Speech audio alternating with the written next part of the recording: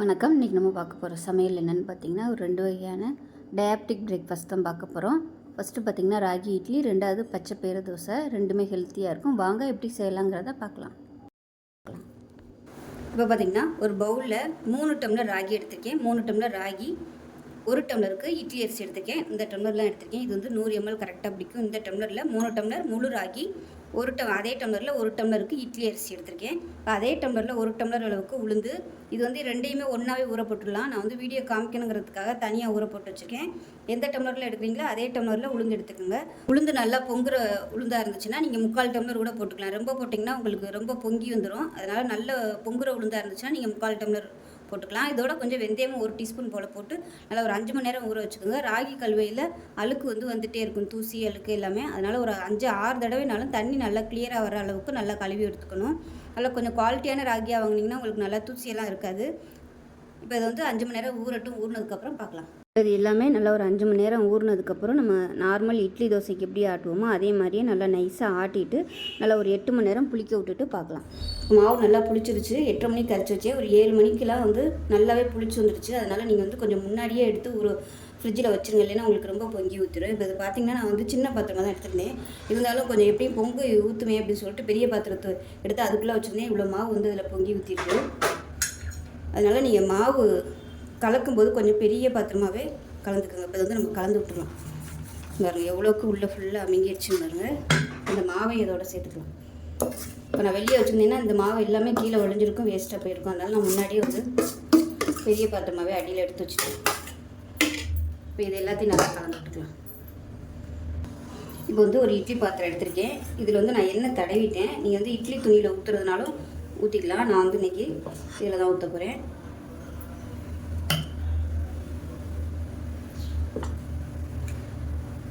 மாவு கரைக்கும் போது ரொம்ப தண்ணியாக கரைச்சிங்கன்னா உங்களுக்கு ரொம்ப அப்படியே பொங்கி வந்துடும், நொறுன்னு. அதனால் இது வந்து கொஞ்சம் கெட்டியாக தான் கரைக்கணும் நம்ம. அதே மாதிரி புளிக்க வைக்கிற டைமும் பார்த்தீங்கன்னா நான் ஏற்கனவே பல வீடியோவில் சொல்லியிருக்கேன். சிறுதானியங்கள் எல்லாமே சீக்கிரமாகவே புளிச்சிடும். கிட்டத்தட்ட ஒரு 6 மணி நேரம் கொடுத்தாலே அதுக்கு போதும். அதுக்கு மேலே கொடுத்தோம்னா மாவு ரொம்ப அப்படியே புளிச்சு நொறுன்னு வந்துடும். அதேமாதிரி இது வந்து 1 யூஸ் தான். நீங்கள் ஒரு நாளைக்கு மட்டும்தான் அரைக்கணும். இப்போ காலையில் நீங்கள் அரைச்சி புளிக்க வச்சுருக்கீங்கன்னா காலையில் இட்லிக்கு நைட்டுக்கு தோசை அவ்வளோதான் ஊற்ற முடியும். அதுக்கு மறுநாள் வச்சுருந்தீங்கன்னா உங்களுக்கு நல்லா இருக்காது, புளிப்பு ரொம்ப ஏறிடும். இப்போ இட்லி பாத்திரத்தில் தண்ணி ஊற்றி வச்சுருக்கேன். நல்லா ஆவி வந்துடுச்சு. இப்போ நம்ம ஊற்றி வச்சுருக்க இந்த ஸ்டாண்டை வந்து அதில் வச்சிடணும். இது வந்து ஒரு 7லேருந்து ஒரு 10 நிமிஷம் ஆகும். எப்பயுமே நார்மல் இட்லி மாவோட இந்த மாதிரி சிறுதானியங்கள் வந்து கொஞ்சம் வேகிறதுக்கு நேரம் ஆகும். இப்போ அதுக்குள்ளே நம்ம ஒரு சட்னி ரெடி பண்ணிக்கலாம். இப்போ கொத்தமல்லி, புதினா எல்லாமே போட்டு ஒரு தேங்காய் சட்னி ரெடி பண்ணிக்கலாம். மெஷரிங் கப்பில் 1 கப் அளவுக்கு பொட்டுக்கடலை, 1/4 கப் அளவுக்கு இப்போ ஒரு சட்னி ரெடி பண்ணிக்கலாம். கொத்தமல்லி, புதினா எல்லாமே போட்டு மெஷரிங் கப்பில் 1 கப் அளவுக்கு துருவின தேங்காய், 1/4 கப் அளவுக்கு பொட்டுக்கடலை எடுத்திருக்கேன். ஒரு பிடி அளவுக்கு புதினா, கொத்தமல்லி, காரத்துக்கு தகுந்த மாதிரி ஒரு 4 பச்சை மிளகாய் எடுத்திருக்கேன். சின்ன துண்டு புளி, சின்னதாக இஞ்சி வந்து இந்த அளவுக்கு சேர்த்துக்கோங்க. ரொம்ப சேர்த்திங்கன்னா உங்களுக்கு ஃப்ளேவர் அதிகமாக இருக்கும். அதே மாதிரி ஒரே ஒரு பூண்டு, ஒரு 4 சின்ன வெங்காயம். இப்போ இது எல்லாத்தையுமே அரைச்சிக்கலாம். தேவையான அளவு உப்பு போட்டுட்டு நல்லா கெட்டியாக அரைச்சிக்கலாம். இப்போ நமக்கு சட்னி ரெடி ஆகிடுச்சு. இப்போ இதில் கடுகு, சீரகம், பெருங்காயம், கருவேப்பிலை, வரமிளகாய் போட்டு தாளிச்சிருக்கேன். எப்பயும் போல் தாளித்து கொட்டிக்கலாம். இப்போ இட்லி வந்துருச்சான்னு பார்க்கலாம். நல்லா சாஃப்டாக வந்துருச்சு. எடுத்துடலாங்க.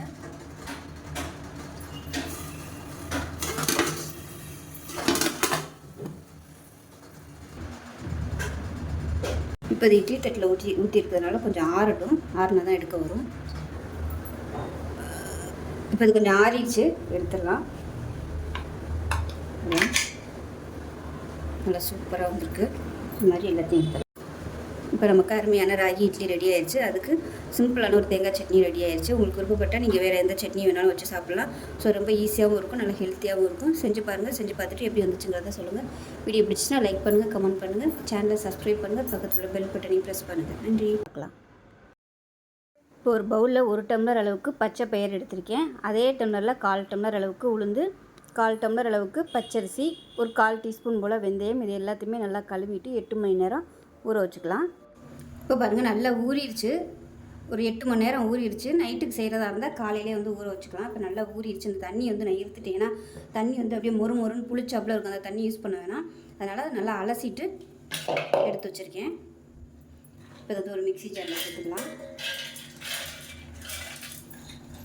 இந்த அளவே பார்த்திங்கன்னா ஒரு 3 பேர் தாராளமாக சாப்பிடலாம் அதை அரைச்சோம்னா.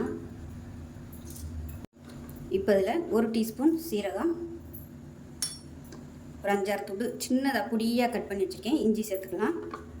2 பல் பூண்டு சேர்த்துக்கலாம். கொஞ்சமாக கொத்தமல்லி வந்து நம்ம அரைச்சிக்கலாம். கொஞ்சம் வந்து நம்ம ஊத்தையில் மேலாப்பில் போடுறதுக்கு கொஞ்சம் வச்சுருக்கேன். வெங்காயம் பொடியாக நறுக்கி வச்சுருக்கேன். இப்போ இதில் காரத்துக்கு தேவையான அளவுக்கு 3 பச்சை மிளகாய் சேர்த்துக்கலாம். 1 டீஸ்பூன் போல் உப்பு சேர்த்துக்கலாம். 1/4 டீஸ்பூன் போல் பெருங்காயத்தூள் சேர்த்துக்கலாம். இதில் கொஞ்சமாக தண்ணி ஊற்றிக்கலாம். ஊற்றிட்டு நல்லா நைஸாக அரைச்சிக்கலாம். இப்போ நல்லா நைஸாக அரைச்சாச்சு.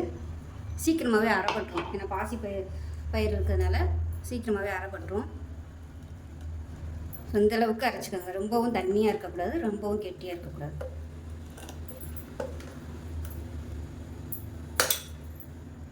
இப்போ மிக்ஸியை அரைச்சிட்டு கொஞ்சமாக, இது வந்து ஒரு 2 டேபிள் ஸ்பூன் அளவு தான் இருக்கும். ரொம்ப தண்ணி ஊற்றிடாதீங்க. இப்போ நமக்கு பச்சை பயிறு தோசை மாவு ரெடி ஆகிடுச்சு. அடை மாவு, தோசை மாவு எப்படி வேணாலும் வச்சுக்கலாம். இப்போ இது வந்து ஒரு 10 நிமிஷம் அப்படியே விட்டுடலாம். கொஞ்சம் லைட்டாக புளிப்பு டேஸ்ட் இருந்துச்சுன்னா நல்லாயிருக்கும். ரொம்ப நேரம் வச்சிங்கன்னா நொறுன்னு வந்துடும். அதனால் ஒரு 10 நிமிஷம் மட்டும் அப்படியே ரெஸ்ட்டில் விட்டுடலாம். இப்போ பாருங்கள், நல்லா ஒரு 10 நிமிஷம் விட்டுட்டேன். இப்போ இதில் வந்து ஒரு 1/4 டீஸ்பூன் போல் மஞ்சள் சேர்த்துக்கலாம். சுகர் பேஷண்ட்டாக இருந்தீங்கன்னா கண்டிப்பாக மஞ்சள் சேர்த்துக்கோங்க. இது வந்து உங்களுக்கு சுகர் கண்ட்ரோல் பண்ணும். கொத்தமல்லி சேர்த்துக்கலாம். இதில் வந்து புதினா சேர்க்குறதுனாலும் நீங்கள் சேர்த்துக்கலாம். உங்களுக்கு விருப்பம் இருந்தால் நீங்கள் சேர்த்துக்கோங்க. அதே மாதிரி காய்கறிகளும் சேர்த்துக்கலாம். முட்டைக்கோசு, குடமிளகா இந்த மாதிரி சேர்த்துக்கலாம் நீங்கள். அப்படி இல்லைன்னா சவுச்சவு, சொரக்காய் அந்த மாதிரி காய்கறிகள் கூட நீங்கள் சேர்த்துக்கலாம். டயபெட்டிக்காக இருந்தீங்கன்னா இந்த மாதிரி காய்கறிகள் சேர்த்து காலையில் ஒரு பிரேக்ஃபாஸ்ட் எடுத்துக்கும் போது நல்லா உங்களுக்கு நல்லா ஹெல்த்தியாகவும் இருக்கும். எல்லாமே வந்து சுகர் கண்ட்ரோல் பண்ணும். உங்களுக்கு சுகர் லெவல் வந்து நார்மலாகவே இருக்கும். நல்லா கலந்தாச்சு. நம்ம தோசை ஊற்ற ஆரம்பிச்சிடலாம். இப்போ கல் நல்லா காஞ்சிருச்சு. வந்து நம்ம சின்ன சின்ன அடையாக ஊற்றிக்கலாம். தோசையாக ஊற்றுறதுனாலும் ஊற்றிக்கலாம், அடையாக ஊற்றுறதுனாலும் ஊற்றிக்கலாம். அரைக்கும் போதே உப்பெல்லாம் போட்டாச்சு. நம்ம வெங்காயம் போட்டிருக்கிறதுனால ரொம்ப இழுக்க வராது. தேங்காய் பிடிக்கும்னா நீங்கள் இதை தேங்காய் சேர்த்துக்கலாம். குடமிளகாலாம் சேர்த்திங்கன்னா நல்ல ஒரு ஃப்ளேவராக இருக்கும். நல்ல உங்களுக்கு சுகரும் கண்ட்ரோல் ஆகும். மேலே அப்படியே எண்ணெய் விட்டுக்கலாம். எண்ணெய் பிடிக்காதுன்னா நீங்கள் நெய் வந்து கொஞ்சமாக சேர்த்துக்கலாம். இந்த அளவு மாவில் இந்த மாதிரி அடை ஊற்றுனீங்கன்னா ஒரு 5 அடை வரும். தாராளமாக ஒரு 5 அடை வரும். இப்போ அதை திருப்பி போட்டுக்கலாம். திருப்பி போட்டுட்டு இந்த மாதிரி அமைக்கி விட்டுக்கலாம். ஏன்னா நம்ம கனமாக ஊற்றிருக்கிறதுனால உள்ளுக்குள்ளே வந்து நல்லா வேகணும். அதனால் இந்த மாதிரி அமைக்கி விட்டுக்கலாம். இப்போ இது ரெடி ஆகிடுச்சு, எடுத்துடலாம். நல்லா சூப்பராக வந்துச்சு. நல்லா பச்சை கலரில் அருமையாக. இதே மாதிரி இன்னொன்று ஊற்றி எடுத்துக்கலாம்.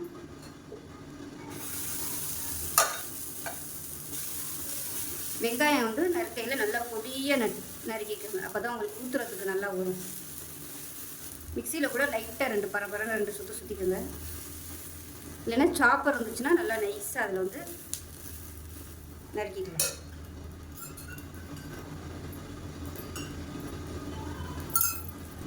இப்போ நமக்கு 2வது அடை தோசை ரெடி ஆயிடுச்சு. பாருங்கள் எவ்வளோ சூப்பராக இருக்குன்னு. இப்போ நமக்கு அடை தோசை ரெடி ஆயிடுச்சு. அதுவும் பச்சை பயிறு அடை தோசை. இதுக்கு வந்து நான் சாம்பார் தான் வச்சுருக்கேன். நான் வந்து இன்றைக்கி மற்றவங்க எல்லாருக்குமே இட்லிங்கிறதுனால சாம்பார் வச்சுருக்கேன். இல்லைன்னா இதுக்கு வந்து நீங்கள் தக்காளி சட்னி வச்சுக்கிட்டிங்கன்னா சூப்பராக இருக்கும். தக்காளிலையும் நிறைய மினரல்ஸு மாதிரிலாம் இருக்குது. சுகர் பேஷண்ட் சாப்பிட்றதுக்கு தக்காளி சட்னி ஒரு பெஸ்ட்டான சட்னினே சொல்லலாம். ஏன்னா அதில் வந்து கார்போஹைட்ரேட்டே கிடையாது. ஸோ உங்களுக்கு எல்லாமே வந்து நல்ல ஒரு ஃபில்லிங்காகவும் இருக்கும்.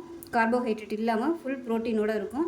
ஸோ தரமாக நீங்கள் எடுத்துகிட்டு வரும்போது சுகர் லெவல் நல்ல கண்ட்ரோல் வரும். அப்படி நீங்கள் மாத்திரை சாப்பிட்றதா இருந்தால் இதை சாப்பிட்டு நீங்கள் மாத்திரை போட்டு 2 மணி நேரம் கழிச்சு செக் பண்ணி பாருங்கள். சுகர் வந்து நார்மலில் தான் இருக்கும். 100% நார்மல் தான் காமிக்கும். ஸோ அவ்வளோதான். ஆரோக்கியமான இந்த பச்சை பயிறு அடை தோசையை செஞ்சு பாருங்கள்.